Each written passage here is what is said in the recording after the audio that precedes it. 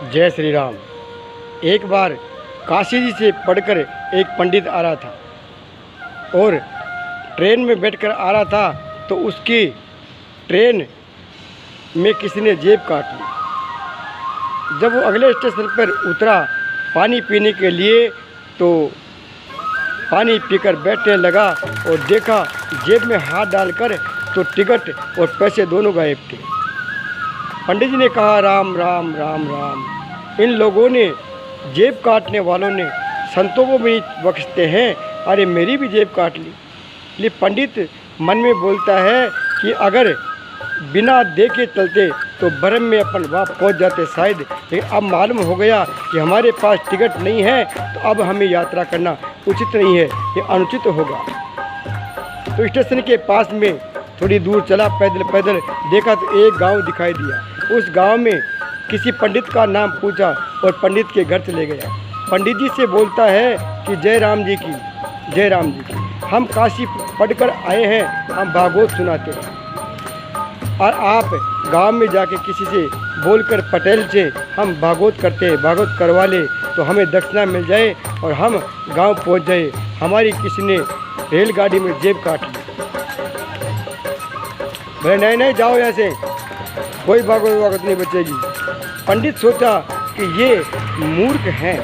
बोला फिर भी एक बार आप बात करके तो देख लीजिए। गांव के पटेल को जाकर वो पंडित बोलता है, बोले पटेल जी, बोले आइए पुरोहित जी, बोले हमारे गांव में एक भागवत करने वाला पंडित जी आए हैं, तो वो हमारे ही समाज के हैं, आप भागवत करवा लीजिए।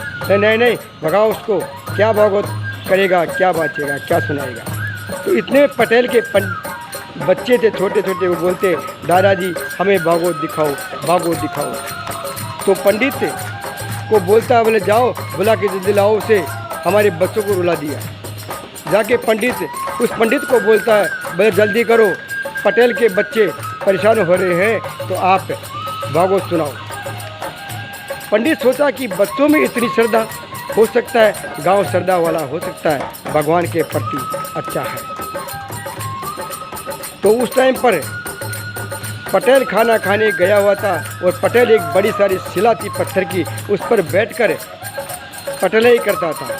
तो पंडित जी की दरी उसी पे बिछा दिया और भागवत चालू कर दिया। पंडित जी भागवत शुरू कर दी और इतने में पटेल भी खाना खाकर आ गया और पटेल की आदत थी उस शिला पर बैठकर रोज़ सोने की। तो पटेल की जांग के ऊपर सिर रख के सो गया और ऊपर से आवाज़ करे, खड़ाटे करे, तो पंडित को अच्छा नहीं लगा। पंडित जी बोलते, अरे पटेल जी उठिए, भागवत सुन लीजिए, भागवत सुन लीजिए। पटेल जी खड़े हुए। तो किसी आदमी को सूते हुए को जगाते हैं, वो भी एक बवाल खड़ा हो जाता है। पंडित जी ने जगाया और पटेल ने खींच के जोर से एक चाटा मारा पंडित जी के। तो पंडित जी को भी आया गुस्सा, उठाई धोती ऊपर टाक कर एक खींच के पंडित जी पटेल के मारे। तो साहब पटेल ऊपर, कभी ब्राह्मण नीचे, कभी पंडित जी ऊपर, कभी पटेल जी ऊपर, घुटते घुटते नीचे आ गए और गांव वाले कहने लगे कि अब भागवत शुरू हो गई। अच्छा, उनको कोई अलग भी ना करे, उनको अलग भी ना करे, छूना मत, नहे बिना किसी ने भागवत के हाथ लगा दिया तो कोढ़ की बीमारी हो जाएगी, तो उनको अलग भी ना करे कोई। तो साहब गुड़ते गुड़ते एक खाई थी गांव की अनाज रखने की, पहले गड्ढा खोद के अनाज रखते थे, तो उसमें जा गिरे, जाके गिर गए। तो पटेल नीचे और पंडित जी ऊपर, और एक खींच के मारा लात पटेल के पंडित जी ने। तो फिर पटेल का बेटा को आके बोलता है, भागवत मैया हमारे पापा को छोड़ दो, हमारे पिताजी को छोड़ दो। बेटी बोलती है, गाय भैंस गैया सब ले लो, लेकिन हमारे पिताजी को छोड़ दो। घरवाली भी बोले कि छोड़ दो हमारे सुहाग को। कैसे छूटे? बोले जब छूटेंगे एक 500 रुपये की डेरी ला के हमें दो। उस टाइम पर कौन गिनता है? पंडित का बेटा, पटेल जी का बेटा जाके रुपये निकाला तिजोरी खोलकर, तो 500 नहीं 1000 रुपये ला के दिया। बोले ये लो। पंडित जी बोलते हैं सीढ़ी लगाओ। सीढ़ी ला के महाराज धीरे धीरे लोग पेड़ों पे चढ़ गए और धीरे सी सीढ़ी फेंकी पंडित जी बाहर निकल के आ गए और हंसते हुए मस्ती में चलते गए। लोगों ने बोला अभी भी भागवत मैया खेलती हुई जा रही है, अभी भी भागवत भरी हुई है। किसी ने बोला ये तो बड़े आदमी थे, पटेल जी ले दे के निपट गए, अगर किसी गरीब पर चढ़ जाए भागवत मैया तो निपट ही ना सके।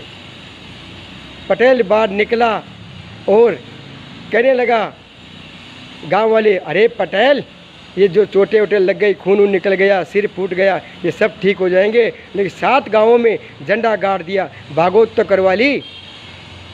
पटेल बोलता इस मेरी क्या है, ये आप लोग पंचों की महिमा है इसलिए ये भागवत हो गई, वरना इस अदम शरीर की क्या है जो भागवत करा सके। अब बोलो भागवत हो भी गई और भागवत हुई भी नहीं। अदुक्ता में जीने वाले लोग ऐसे सोचते हैं। हम ये तो सोचें कि धर्म हम सही कर रहे हैं या गलत कर रहे हैं, इसलिए धर्म को भी सोच समझ कर करना चाहिए। जितना हमारा दिल करता है उतना ही धर्म करना चाहिए। जय श्री राम, जय श्री राम।